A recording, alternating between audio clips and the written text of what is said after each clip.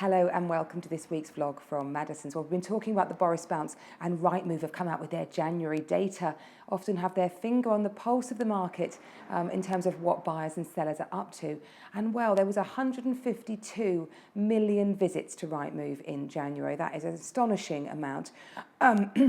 Excuse me, as a nation, we spent 1.17 billion minutes looking at Rightmove, a 7% increase on January 2019.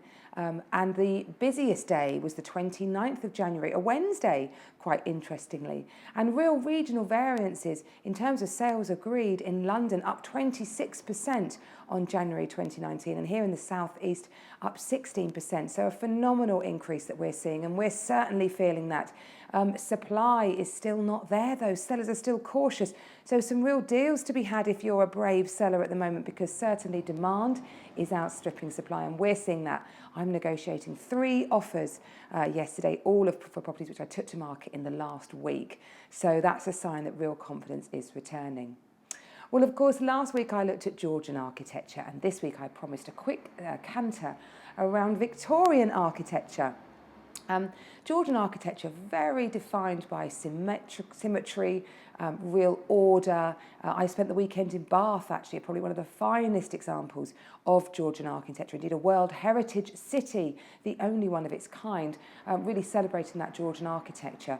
So it made me able to appreciate a bit more the difference between Victorian.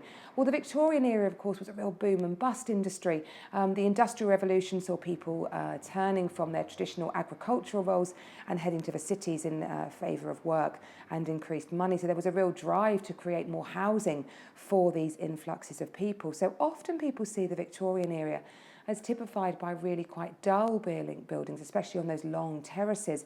But that's not the case. If you look at them in detail, there's some real intricacies. Most of them have lovely terracotta roof lines, and the way that you laid your brick became a real historical point of the Victorian era. The Victorian era against the Georgian era, largely though, was typified by no particular one architectural design. Some were inspired by Italian palazzis and Tuscan farmhouses.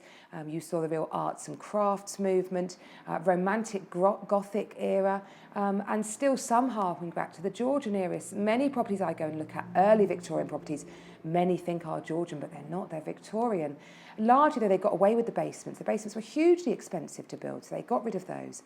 And they started looking at more modern conveniences, so making the toilets inside and giving their houses, as you'd expect, from the most progressive era I think we've ever seen in our history, to make our homes more usable. They weren't always popular Victorian properties. A huge reconstruction programme in post-war Britain saw many of them being demolished, but we still have many, many fine examples here in Tunbridge Wells. It's our most popular architecture here. We have Victorian villas to Victorian terraces to arts and crafts, Gothics, the whole works. And what problems typically should you look out for if you're buying a Victorian property? We'll have a look at the roof. The gutterings, the drain, they might be the originals, they'll definitely need sorting.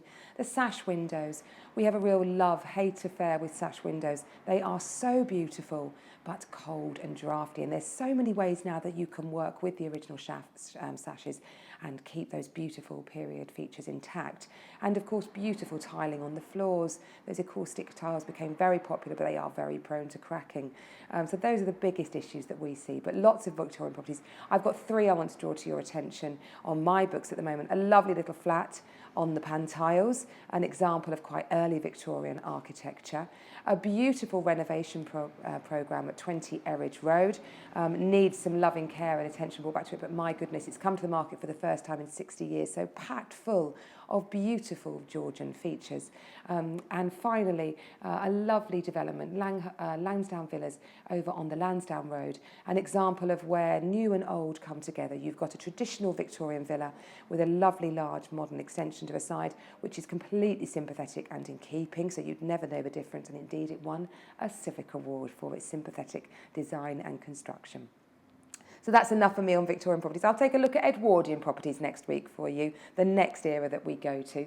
And this weekend, just a big, good luck to everyone running the Tunbridge Wells Half Marathon, renowned for being one of the hardest in the country, the 6th hardest I heard. It's a bit hilly here in Tunbridge Wells. So good luck to everybody doing it. We hope the weather stays crisp, dry, and the winds drop for you. And I'm going to be taking a break next week. I'm off skiing, so no vlog next week, but I look forward to seeing you the week after. Bye-bye.